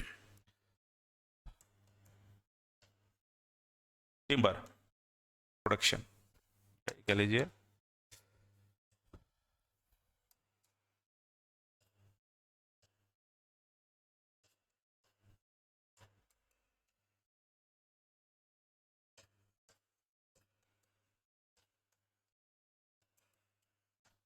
इस क्षेत्र के द्वारा पूरी दुनिया को आते हैं सुनीता जी, उस पे भी आते हैं। पूरी दुनिया को इस क्षेत्र के द्वारा जो चीज दी जाती है उसे हम लोग टिम्बर कहते हैं। टिम्बर यानी जो पेड़ पौधे, यानी लकड़ी का जो उद्योग है वो इसी जंगल से ही फलता फूलता है। यस और नो? और यहां पर एक बात समझिएगा, यहां देखो क्या है, forest less dense compare to the tropical evergreen forest. यानी यहाँ जो जंगल होते हैं वो हरित सदाहरित वन के मुकाबले क्या होते हैं, कम घने होते हैं। अब समझिएगा, अगर यहाँ जंगल है, मैं कहता हूं कि ये जंगल है बेटा, अब सदाहरित वन के अंदर तो ये बहुत नजदीक हुआ करते थे, अब ये जंगल है जो डेजिडियस फॉरेस्ट में, जंगल में गैप बहुत कम है। क्यों? क्योंकि डेंसिटी बहुत कम है, मतलब कंपैरेटिवली एवरग्रीन फॉरेस्ट के डेंसिटी कम है। कम है तो बेटा क्या मिलने वाला, कम है तो सर गैप मिलने वाला है इनके बीच में, और गैप मिलने वाला है तो डेफिनेटली इस गैप की वजह से ही यहाँ पर आपको जो जानवर मिलेंगे वो बहुत बड़े जानवर मिलने वाले हैं। तो यानी जो हाथी मिलेगा आपको कभी भी एवरग्रीन फॉरेस्ट में नहीं मिलेगा। सोच के देखो, हाथी बड़ा जानवर है, बड़ा जानवर है तो इसको स्पेस भी चाहिए होगा, और एवरग्रीन फॉरेस्ट के अंदर स्पेस नहीं होते। इसका मतलब हाथी आपको जो मिलेगा वो डेजिडियस फॉरेस्ट में ही मिलेगा। अंडरस्टूड? क्योंकि जंगल से चलने के लिए उसको है ना घने पेड़ की जरूरत नहीं है, क्योंकि फिर उसे हर बार पेड़ को क्या करना पड़ेगा, तोड़ना पड़ेगा। याद कीजिए मैंने आपको क्या बताया था कि जो टस्कर होता है वो आगे चलता है, और टस्कर जब आगे चल रहा होता है वो पेड़ों को उखाड़ फेंकाड़ करके फेंकता है। अगर एवरग्रीन फॉरेस्ट के अंदर ये ये जानवर होता हाथी, तो सारे पेड़ों को उखाड़ के फेंकता, रास्ता बनाता, और सारे पेड़ों को अगर उखाड़ करके फेंकता तो मैंने क्या बताया, पेड़ दोबारा उगना जो है वहां मुश्किल होता। इसलिए जो बड़े जानवर होते हैं, खासकर हाथी जो मिलेगा वो आपको इसी क्षेत्र में ही मिलेगा। इसके बाद जो जिराफ होता है वो आपको इसी क्षेत्र में मिलेगा। अंडरस्टूड? यानी जितने भी बिग एनिमल्स होते हैं, बिग एनिमल्स प्रेजेंस जो है आपको इस रीजन के अंदर मिलेगी। क्यों? Because of less density of forest, जंगल के कम घनत्व की वजह से यहां आपको बड़े, खुले जंगल में नहीं कहोगे राजेश जी, खुले जंगल में नहीं, खुले जंगल में कर दोगे तो फिर गड़बड़ हो जाएगी। खुले जंगल जो होते हैं सवाना जैसे जंगल, वो चीता के लिए फेमस है ना। खुले जंगल चाहिए चीता को जिसकी स्पीड ज्यादा है। हाथी को बहुत खुले जंगल नहीं चाहिए होते हैं, मतलब बहुत गहरे नहीं चाहिए होते हैं और बहुत खुले नहीं चाहिए होते हैं, कुछ इस तरीके से चाहिए होते हैं। इसलिए यहाँ पर बिग एनिमल्स की प्रेजेंस होती है। हाँ या ना? हाँ सर। ओके। उसके बाद जो भारत का जो ईस्टर्न घाट है, ये देखिएगा, ये भारत का बेटा पश्चिमी घाट है और ये भारत का ईस्टर्न घाट है। तो आप ये बताइए कि ईस्टर्न घाट ज्यादा फेमस है या वेस्टर्न घाट ज्यादा फेमस है? आप कहोगे sir eastern Ghat is very unique. क्यों ईस्टर्न घाट यूनिक क्यों है? सर ईस्टर्न घाट यूनिक इसलिए है क्योंकि इस क्षेत्र में आपको क्या मिलने वाला है, रेड सैंडर्स मिलने वाले हैं। रेड सैंडर्स जिसे हम लोग टेरोकार्पस क्या बोलते हैं, इसे बड़ा टेक्निकल नाम है, टेरोकार्पस संथालिनस, ऐसा कुछ करके नाम है, टेरोकार्पस संथालिनस।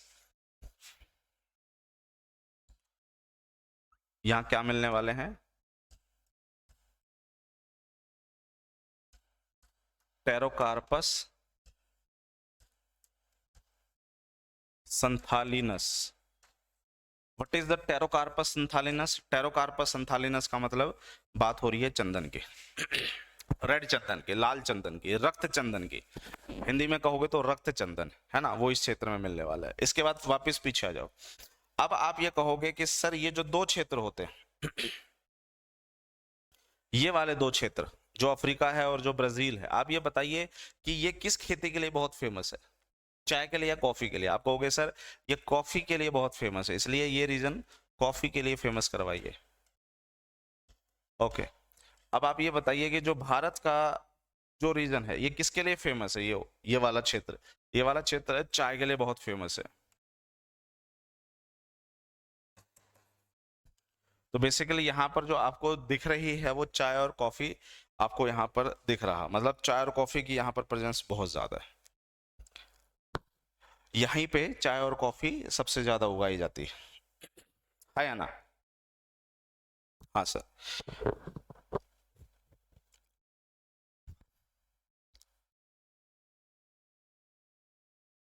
कुछ बताने लायक? चाय कॉफी मिल गई, वेजिटेशंस हो गया।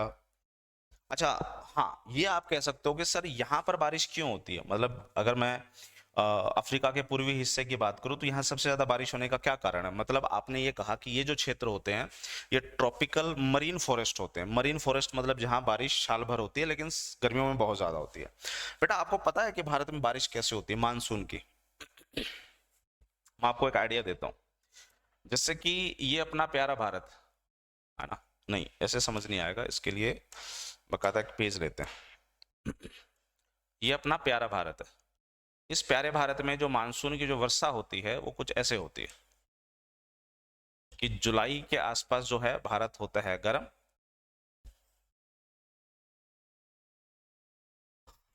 तो गर्म होने से इसका जो दबाव होता है वो लो होता है, इस क्षेत्र का जो दबाव होता है हाई होता है, तो हाई से लो की तरफ विंड चलती है। बोलो हाँ या ना? हाँ।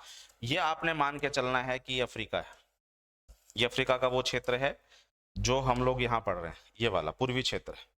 तो सीन क्या होता है कि जुलाई के महीने में जो तिब्बत का पठार होता है यहां से बेटा पवनें जो हैं उठ रही होती हैं गर्म होकर के, हल्की होकर के। फिलहाल के लिए बस इतना ही समझो, डिटेल में नहीं जाना, जब इंडिया में मानसून का टॉपिक पढ़ेंगे तब मैं डिटेल में बताऊंगा। फिलहाल के लिए इतना समझो कि जब मानसून का महीना आता है, कौन सा महीना है? जुलाई अगस्त का। जुलाई के आसपास जो है ये वाला जो क्षेत्र है जो तिब्बत का पठार है काफी गर्म होता है। गर्म होता है तो उसके पास जो पवन होती है वो भी क्या हो जाएंगी? गर्म। गर्म होगी तो हल्की होंगी, हल्की होंगी तो ऊपर उठेंगी। जब सर वो ऊपर उठती हैं तो क्या होता है कि एक हाइट पे जाकर के वो क्या होती हैं? ठंडी होती है। ठंडी होने से सर उसका दबाव बदलता है और वो आगे की तरफ बढ़ती है। और आगे की तरफ बढ़ती है कहाँ पे? आगे की तरफ बढ़ती है इस अफ्रीका के पूर्वी हिस्से पे। पूर्वी हिस्से से टकरा करके देखो बेटा वो वापस आती है। जब वो टकराती वापस आती है तो क्या होता है? यहाँ पर रेनफॉल होता है। समझ में आया? तो इसलिए भी यहाँ रेनफॉल हो रहा है। दूसरा, भारत का जो मानसून है इस मानसून को कौन प्रभावित करता है? सर इस मानसून को प्रभावित करता है ऑस्ट्रेलिया से आने वाली पवनें भी। यानी ये जो ऑस्ट्रेलिया से आने वाली पवन है वो बेटा देखो समझो, जिसे आप लोग एल निनो और लानिना आपने पढ़ा होगा। मैं आपको डिटेल में नहीं बता रहा, बस नॉर्मल बता रहा हूँ कि बस इतना ही समझो कि जब लानिना का ईयर होता है तो यहां से ऑस्ट्रेलिया से जो जो पवनें चलती हैं, ऑस्ट्रेलिया से जो पवनें चलती हैं वो भारत के इस क्षेत्र में आने से पहले क्या होती हैं कि वो पहले यहां जाती है, यहां जाती है और यहां से टकरा करके वो भारत की तरफ आती है। तो देखिए इस तरफ का विंड जाकर के भी किससे टकरा रहा है? अफ्रीका के पूर्वी हिस्से से, और फिर आ रहा है। तो जब टकरा रहा है तो क्या होगा? समुद्र के ऊपर से जब वो पवन जाती है तो वो नमी लेके चलती है और आगे जब कोई जमीनी हिस्सा आएगा वहां पर आकर के बारिश होकर के वो गिर जाती है। तो इस क्षेत्र में बारिश होगी। बारिश कब होगी? जब मानसून आ रहा होता है तब भी इस क्षेत्र में बारिश होती है, और मानसून भारत की जब वो कंडीशंस पैदा होती है तब भी बारिश होती है। इस वजह से ये क्षेत्र जो होता है साल भर पानी रिसीव करता है। लॉजिकली तो इसे सिर्फ मानसून में रिसीव करना चाहिए, लेकिन साल भर क्यों रिसीव कर पाता है उसके पीछे का ये कारण है। गर्मियों में समुद्र से पानी वाष्प बनकर ऊपर चला जाता है, तब उसके टाइम बाद वर्षा होगी। ऐसा नहीं है राजेश, इसमें भी टेक्निकलिटीज है, वो हम ज्योग्राफी में पढ़ेंगे, यहाँ नहीं पढ़ेंगे। वापिस आ जाओ। यहाँ पर हमने किसकी बात की? यहाँ पर सर हम लोगों ने कॉफी की बात की, यहाँ पर हम लोगों ने चाय की बात की। तो अगर मैंने चाय और कॉफी की बात की तो थोड़ा सा इसके टाइप्स पे भी बात कीजिए। सर जो चाय होती है इसके टाइप्स होते हैं। सबसे पहले जो चाय होती है उसे आप लोग ब्लैक टी कहते हैं। उसके बाद जो दूसरी चाय है उसको हम लोग ग्रीन टी कहते हैं, ठीक है। तीसरी जो चाय है उसको हम लोग ओलोंग टी कहते हैं, और जो सर चौथी चाय उसको आप लोग माते बोलते हैं, माते, ठीक है। अब ब्लैक टी कौन सा होता है? जो हम अपने घरों में चाय पीते हैं वो ब्लैक टी होता है, उसमें दूध मत डालिए, आप देखिए पानी का कलर कैसे हो जाएगा, ब्लैक हो जाएगा। तो उसका मतलब आपको ये ब्लैक टी कहाँ मिलने वाला है? ब्लैक टी सर इंडिया में मिलने वाला है, मतलब दिमाग लगाने की जरूरत नहीं है, ठीक है। इसके बाद जो ग्रीन टी है वो ग्रीन टी कहाँ मिलने वाला है? सर चाइना जैसे रीजन्स में आपको ग्रीन टी मिलने वाला है, चाइना के अंदर ग्रीन टी मिलने वाला है। बकायदा भारत में जो कांगड़ा की घाटी है, कांगड़ा वैली, हिमाचल प्रदेश, वहां पर भी ग्रीन टी होती है। ताइवान जैसे देशों में जाऊंगा तो सर वहां पर जो टी होती है उसको उलोंग टी कहते हैं। एक बात ध्यान रख लेना, उलोंग टी जो होता है वो थोड़ा सा कड़वा होता है, इसकी मेडिसिनल प्रॉपर्टीज होती है, मतलब ये चाय आप आसानी से नहीं पी पाओगे, लेकिन मेडिसिनल प्रॉपर्टी होती है, ये चाय पियो तो वो सेहत के लिए फायदा करता है। और एक चाय और होती है जो आपको साउथ अमेरिकन क्षेत्र में मिलती है, जिसे हम लोग कहते हैं माते, साउथ अमेरिकन क्षेत्र में, है ना, उसे हम कहते हैं माते। कॉफी पे जब आप आओगे तो कॉफी के भी टाइप्स होते हैं, जिसमें एक टाइप होता है हम कहते हैं इसे अरेबिका, दूसरा जो टाइप होता है उसे हम कहते हैं लिबेरिका, जो तीसरा टाइप होता है उसे हम लोग कहते हैं अरेबिका, लिबेरिका, रोबेस्टा। तीन टाइप्स होते हैं, जिसमें जो अरेबिका किस्म की जो कॉफी होती है वो बेस्ट होती है। देखिए अरेबिका यानी अरब, अरब कंट्री, दुनिया में सबसे पहले जो कॉफी पूरी दुनिया तक फैली वो यमन से फैली। यमन जो है वो किस देश पे है, मतलब किस हिस्से में है? वो अरब कंट्री के हिस्से में आता है, जिसे आप लोग अरब प्रायद्वीप कहते हैं। तो अरेबियन प्रायद्वीप के सबसे नीचे में समुद्र की तरफ एक देश दिखेगा जिसे आप यमन कहते हैं। सबसे पहले कॉफी वहीं हुई थी, वहीं से कॉफी चुरा करके, जिसे आप लोग स्मगलिंग कहते हैं, स्मगलिंग करके जो है पूरी दुनिया में फैली। भारत में ये स्मगल किसने किया था? भारत में ये स्मगल किया था कॉफी को एक सूफी संत ने। उस सूफी संत का नाम था बाबा बुदन। बाबा बुदन जब वो 7 बीजों को इंडिया में लेकर के आए, भारत में सबसे बेस्ट या सूटेबल जो क्लाइमेट होती है जहां आप कॉफी उगा सकते हैं वो कर्नाटका। कर्नाटका के अंदर सबसे ज्यादा कॉफी होती है भारत में, बोलो यस और नो? Yes sir. उसी कर्नाटका के अंदर एक पहाड़ी है, उस पहाड़ी का नाम है बाबा बुदन की पहाड़ी। बाबा बुदन की पहाड़ी का नाम क्यों बाबा बुदन पड़ा? क्योंकि सर इन्हीं सूफी संत की वजह से भारत के अंदर क्या आया? कॉफी आ पाएगी। यहां तक की कहानी डियर जी मेरी तरफ से खत्म हो गई। मैंने आप लोगों को डेजिडियस फॉरेस्ट जो है वो आपको बता दिया। यहां तक अगर बच्चे किसी को डाउट हो तो बताइए।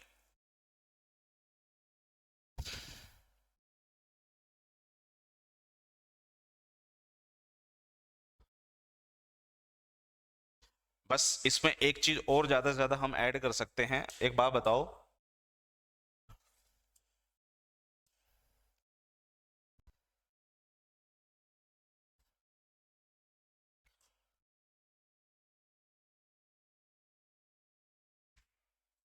इस क्षेत्र में डियर जी अगर बारिश हो रही है, इस क्षेत्र में अगर बारिश हो रही है तो एक बात बताइए, यहाँ पर क्या जंगल में जो रहने वाले लोग हैं, खासकर जो भारत का जो नॉर्थ ईस्ट का इलाका है, नॉर्थ ईस्ट के इलाके में जो जंगल में रहने वाले लोग हैं, क्या वो वहां पर खेती कर पाएंगे? सर बारिश हो रही है ना, तो खेती प्रॉपर नहीं हो पाएगी, इसलिए लोग जो हैं वो एक बार खेती करेंगे, साफ करेंगे जंगल को, खेती करेंगे, 1-2 फसल लेंगे, फिर जंगल को छोड़ करके दूसरे हिस्से में, फिर वहां से जंगल काटेंगे, साफ करेंगे, छोड़कर चले जाएंगे।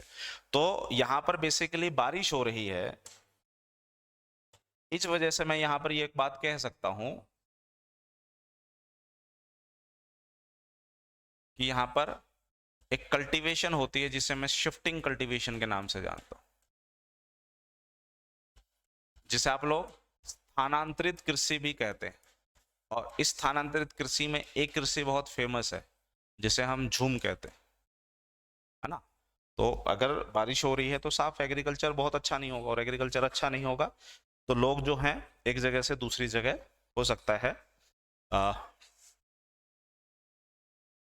लड़का। और रोबेस्टा बेटा ये अरेबियन में होते हैं, ये ब्राजील में होते हैं, अरब कंट्री में होते हैं, ब्राजील में होते हैं, इंडिया में भी होते हैं, और पूरी दुनिया में कॉफी आपको पता है कि सबसे ज्यादा ब्राजील में ही होता है। आखिरी में जब आप चलोगे तो तीसरा जो हम फॉरेस्ट इकोसिस्टम पढ़ रहे थे, फॉरेस्ट इकोसिस्टम के अंदर जो तीसरा पार्ट था वो कौन सा था? कॉनिफेरस। इकोसिस्टम के।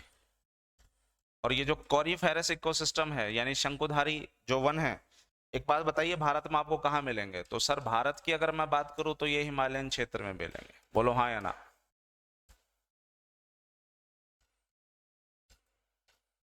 पहली बात। दूसरी बात, हिमालयन क्षेत्र में अगर मिल रहे हैं, देखो थोड़ा सा शब्द पे फोकस करो, हिमालयन क्षेत्र में मिल रहे हैं तो हिमालय की जो मिट्टी होती है उसको हम लोग पर्वतीय मिट्टी कहते हैं। तो इसका मतलब है कि यहाँ पर जो मिट्टी तैयार हो रही है वो कौन सी मिट्टी है? सर वो पर्वतीय मिट्टी है। और पर्वतीय मिट्टी मतलब अंडर फॉर्मेशन, यानी अभी ये मिट्टी बन रही है, अभी तक ये मिट्टी बनी नहीं। सर अंडर फॉर्मेशन मतलब इसकी फॉर्मेशन ज्यादा तेज क्यों नहीं हो पाती? बेटा समझ समझ के थोड़ा सा आंसर देने की कोशिश करो। कैसा क्षेत्र है? ठंडा क्षेत्र है। ठंडा क्षेत्र है तो ये देखिए ये पर्वत है, यहाँ मिट्टी कैसे होगी? सर जो रॉक्स होते हैं, रॉक्स की टूट फूट से ही मिट्टी बनती है, चट्टानों के टूट फूट से ही मिट्टी बनती है। ये बताइए कि इस चट्टान की जो विदरिंग होती है, टूट फूट का मतलब ज्योग्राफी में इसे हम कहते हैं विदरिंग और हिंदी में इसे कहते हैं हम अपक्षय। तो अब आप सोच के देखिए कि अगर ये ठंडा इलाका है तो क्या यहाँ पर अपक्षय बहुत आसानी से होगा? विदरिंग बहुत आसानी से होगी। विदरिंग ऐसे समझ में नहीं आ रहा तो आईएनजी हटा दो, आईएनजी हटा दो तो शब्द क्या आया? वेदर। वेदर में क्या होता है? वेदर में सर बारिश भी होती है, वेदर के अंदर है ना टेम्परेचर ज्यादा भी हो सकता है, कम भी हो सकता है। यानी जब वेदर के अंदर वेरिएशन होगी, गर्मी कभी ज्यादा हो गई, कभी ठंडी ज्यादा हो गई, बारिश ज्यादा हो गई, मतलब हर चीज वहां मिलनी चाहिए। जब हर चीज मिलेगी तो सीधी सी बात है कि वहां पर टूट फूट भी जल्दी होगा। लेकिन टेम्परेचर सेम रहेगा तो टूट फूट नहीं होगा सर। और क्योंकि टूट फूट नहीं होगा, विदरिंग स्लो होगी। विदरिंग कैसे होगी? स्लो होगी। और विदरिंग अगर स्लो हुई तो सीधी सी बात है क्या होने वाला है? मिट्टी भी सर प्रॉपर नहीं बन पाएगी, इसलिए मिट्टी क्या होगी? अंडर फॉर्मेशन होगी। तो यहाँ नहीं, विदरिंग यहाँ पर रॉक्स का प्रॉपर नहीं हो पाया क्योंकि ठंडा इलाका है, इसलिए सर यहाँ पर विदरिंग स्लो हुई तो अंडर फॉर्मेशन है। दूसरी बात याद कीजिए, हम क्या देख रहे थे कि जो पेड़ है, पेड़ों से पत्ते जो हैं वो गिर गए। यस और नो? पेड़ से जब पत्ता नीचे गिर जाएगा तो ये बताइए कि क्या डेट्रिटस फूड चेन यहां पर अवेलेबल हो पाएगा? डेट्रिटस फूड चेन कब अप्लाई होता था? सर जब वो चीजें मर जाती थी। जब ये पत्ता पेड़ से गिर गया तो इस पत्ते को कौन खाएगा? सर जो भी खाएगा, लेकिन प्रोसेस क्या होगा? स्लो होगा। इस पत्ते को खत्म करने की जो प्रक्रिया होगी,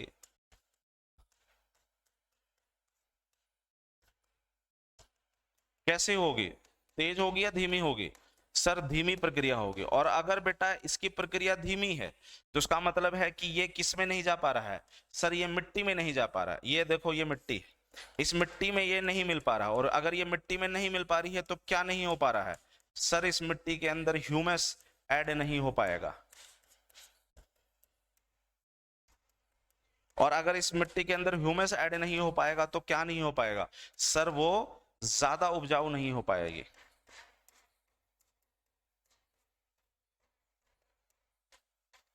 समझ में आ गई कहानी? ज्यादा उपजाऊ नहीं होगी, और ज्यादा उपजाऊ नहीं होगी तो इसलिए यहाँ पर एग्रीकल्चर नहीं होते। ठीक है? यहाँ पर कैसे आपको पेड़ मिल सकते हैं? सर यहाँ पर पेड़ मिल सकते हैं जैसे स्प्रूस, फर, पाइन, ऐसे पेड़ मिल सकते हैं। कॉनिफेरस फॉरेस्ट के अंदर आपको क्या मिलने वाले हैं? आपको कहोगे सर यहाँ पर जो वेजिटेशंस मिलेगी मुझे, spruce, fir, pine. Spruce, fir and pine, ये तीन वेजिटेशन जो है बहुत फेमस, जो हिमालयन क्षेत्र में भी मिलती है, वो आपको यहाँ पर मिलेगी। बोलो हाँ या ना। हाँ। अच्छा मिट्टी कैसे होने वाली है? सर ज्यादा उपजाऊ नहीं होने वाली। तो एक बात समझिएगा, अगर मिट्टी ज्यादा उपजाऊ नहीं होगी तो इस मिट्टी को यहाँ पर कहा जाता है पोडजॉयल। इस मिट्टी को यहाँ ना किस नाम से जाना जाता है? पोडजॉयल के नाम से। अंडरस्टूड? Understood sir. तो बाकी तो बेटा सब कुछ ठीक है, ज्यादा तो इसमें और कोई लंबी चौड़ी कहानी नहीं है, ज्यादा इससे कोई सवाल आने भी ना वाला है। ज्यादा कोनिफेरस इकोसिस्टम को आप लोग है ना बोरियल इकोसिस्टम भी बोल सकते हैं। ज्यादा बोरियल जंगल होते हैं जो आपको अंटार्कटिका रीजन की तरफ मिलेंगे। तो उस बोरियल से ही जहां जहां ठंडे इलाकों में, मतलब जो पहाड़ों में जो वेजिटेशंस मिलेगा उसको बोरियल भी बोलते हैं। पहाड़ों में जो इकोसिस्टम या फॉरेस्ट डेवलप होता है उसे बोरियल फॉरेस्ट भी बोल देते हैं, इसलिए इसका नाम यहाँ पर बोरियल पड़ा। अंडरस्टूड? बस इससे ज्यादा और यहाँ पर कुछ भी नहीं आने वाला। तो मेरे ख्याल से मैंने जो आपको क्या समझा दिया,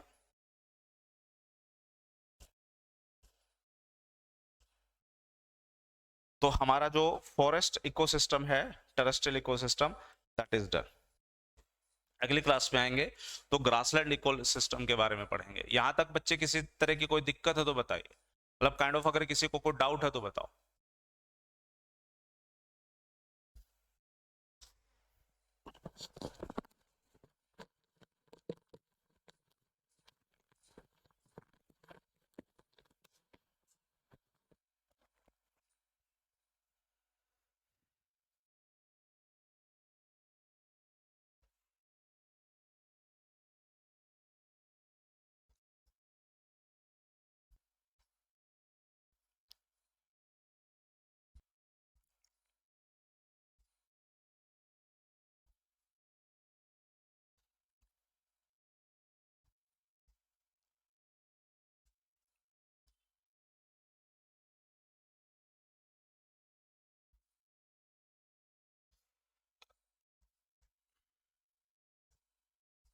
कोई डाउट नहीं?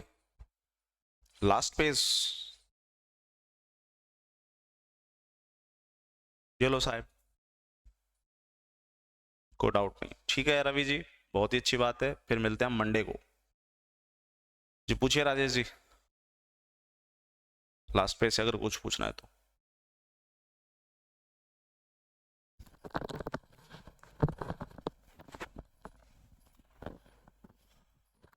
Always welcome dear Ravi.